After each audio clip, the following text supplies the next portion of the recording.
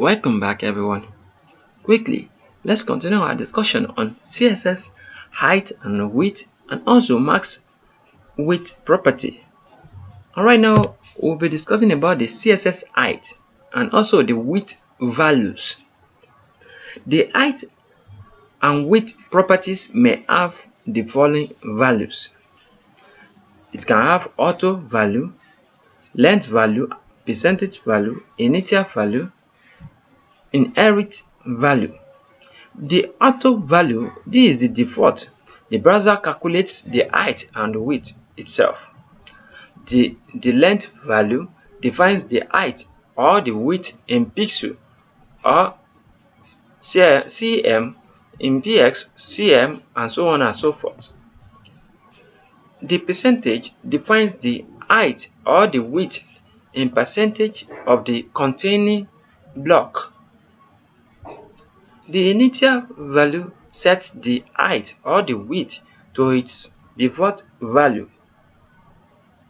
The inherit value is the one that it talks about the height and or the width. It's now telling us that it will be inherited from its parent value.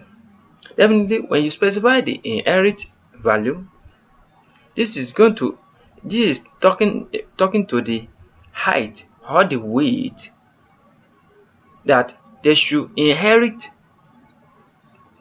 values from their parent element. Like when you specify them inside a container and that container is already having height and width by default.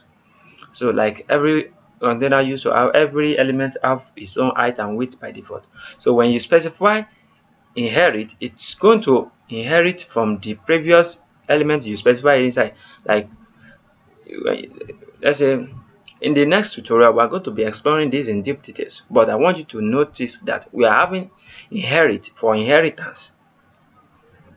We have initial for setting the width and height to its default value, and we have percentage of the to specify it in percentage of the containing block, and we have length which specify this in pixel, px, and cm.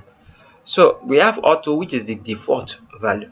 So I don't want this tutorial to get too long. Anwar Akorede Ayofe is my name once again. I wish to see you guys next time to the next tutorial. Have a great day. Peace and love. Thank you. Bye bye.